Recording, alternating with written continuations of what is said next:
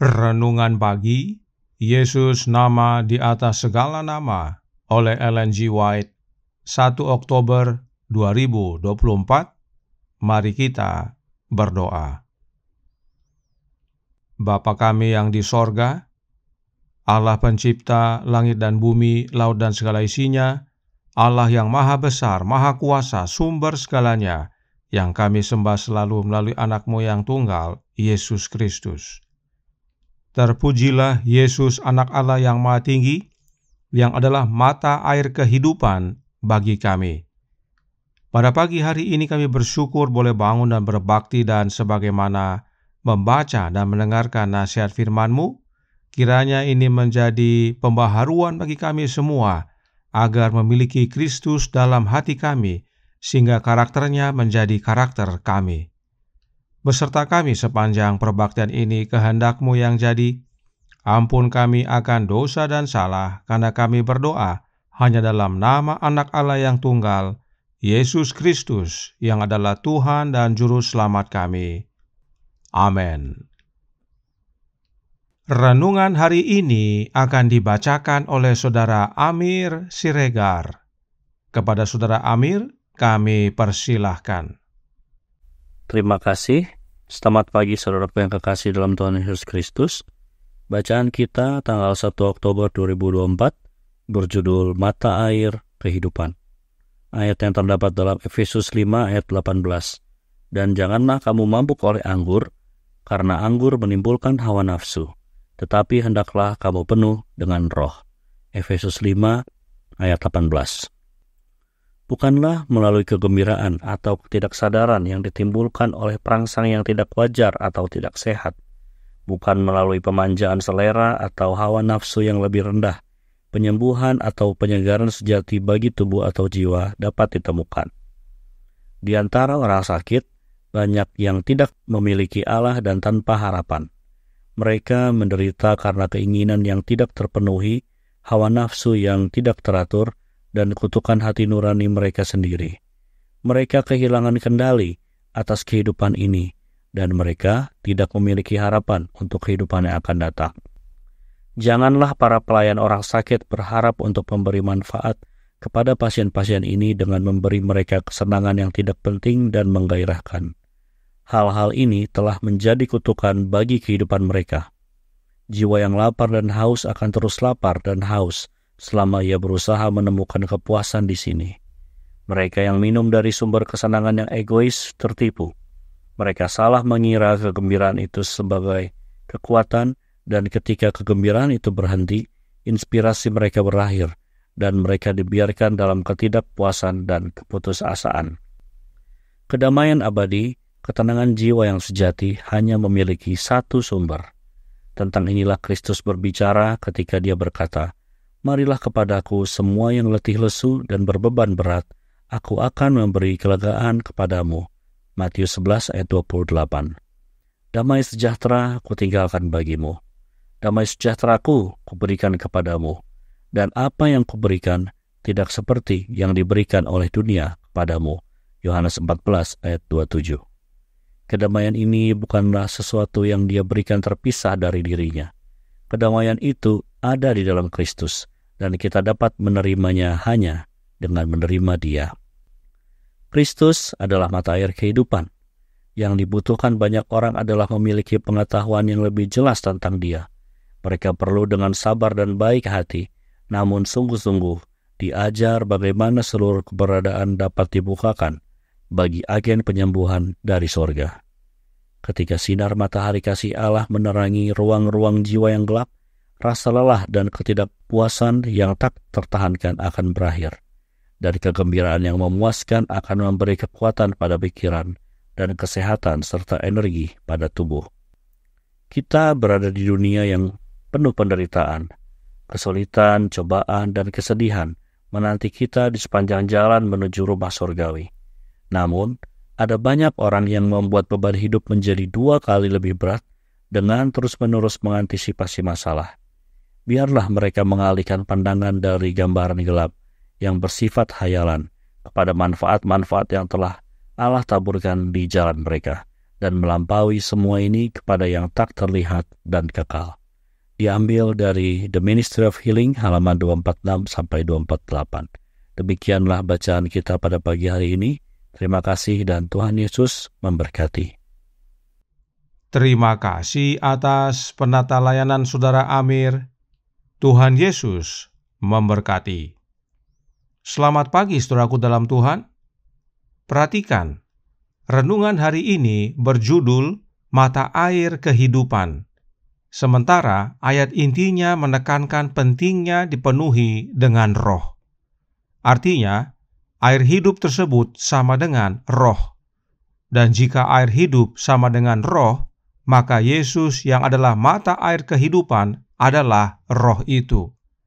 Perhatikan Roh Nubuat menyatakannya dalam suratnya nomor 2, tahun 1895, paragraf 29.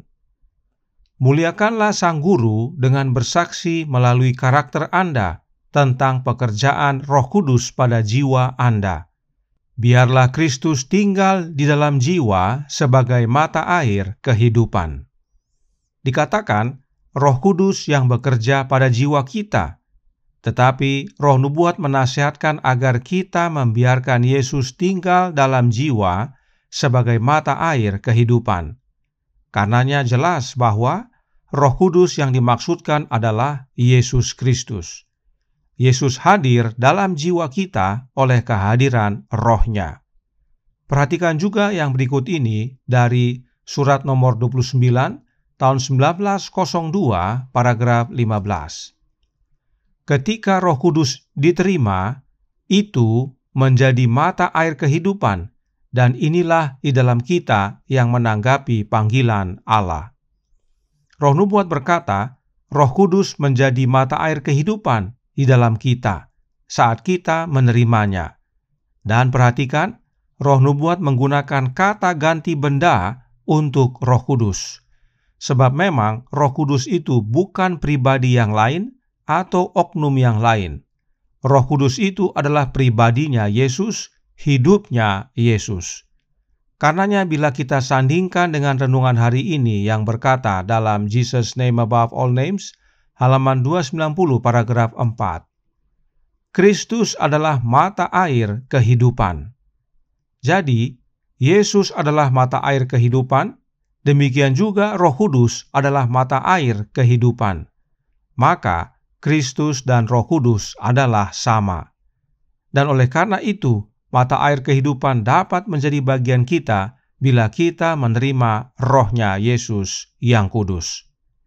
Ingat pekabaran renungan pagi tanggal 30 September tahun 2024 tentang air sama dengan roh yang adalah kasih karunia ilahi. Mengapa kebenaran ini penting sekali? Karena Mind, Character and Personality volume 2 halaman 403 paragraf 4 berkata, banyak orang menderita penyakit jiwa yang jauh lebih parah daripada penyakit tubuh, dan mereka tidak akan menemukan kelegaan sampai mereka datang kepada Kristus, mata air kehidupan. Keluhan, kelelahan, kesepian, dan ketidakpuasan akan berhenti. Jika Kristus yang adalah mata air kehidupan hadir dalam hati kita oleh kehadiran Roh-Nya, maka tidak ada lagi mengeluh, tidak ada lagi rasa kesepian, dan tidak ada lagi merasa tidak puas. Kemudian, dalam Testimonies for the Church volume 5, halaman 600 paragraf 2 berkata, kebenaran di dalam hati adalah mata air kehidupan. Hal itu menyegarkan yang lelah dan menahan pikiran serta ucapan yang buruk. Siapakah kebenaran? Yesus Kristus. Jadi, bila kebenaran yang adalah Yesus Kristus di dalam hati kita, maka itulah mata air kehidupan, dan kita akan merasakan kesegaran dan tidak bicara yang buruk. Selanjutnya, The Youth Instructor tanggal 6 November tahun 1902 paragraf 2. Mereka yang minum air hidup tidak akan haus lagi akan hiburan yang sia-sia dan mengasihkan. Kristus, mata air kehidupan, adalah sumber kedamaian dan kebahagiaan. Orang dunia mencari kebahagiaan melalui hiburan dunia yang sia-sia. Tetapi umat-umat Allah menerima kedamaian dan kebahagiaan oleh menerima Yesus tinggal dalam hati. Sebab kedamaian itu bukan di luar Yesus, tetapi di dalam Yesus. Renungan hari ini berkata dalam Jesus Name Above All Names, halaman 290 paragraf 3. Kedamaian abadi, ketenangan jiwa yang sejati, hanya memiliki satu sumber. Tentang inilah Kristus berbicara ketika Dia berkata, "Marilah kepadaku semua yang letih lesu dan berbeban berat. Aku akan memberi kelegaan kepadamu." Matius 11 ayat 28. Damai sejahtera kutinggalkan bagimu. Damai sejahteraku kuberikan kepadamu, dan apa yang kuberikan tidak seperti yang diberikan oleh dunia kepadamu. Yohanes 14 ayat 27. Kedamaian ini bukanlah sesuatu yang Dia berikan terpisah dari dirinya. Kedamaian itu ada di dalam Kristus, dan kita dapat menerimanya hanya dengan menerima Dia. Inilah pentingnya menerima Roh Kristus dalam hati kita. Sebab oleh menerima Roh-Nya Kristus, kita menerima Kristus yang adalah mata air kehidupan yang memberikan kita kedamaian dan kebahagiaan. Karenanya, Roh Nubuat berkata dalam The Ministry of Healing, halaman 247 paragraf 3. Kita hidup di dunia yang penuh penderitaan, kesulitan, cobaan, dan kesedihan menanti kita di sepanjang jalan menuju sorga. Namun, banyak orang yang membuat beban hidup menjadi 2 kali lebih berat dengan terus-menerus mengantisipasi masalah.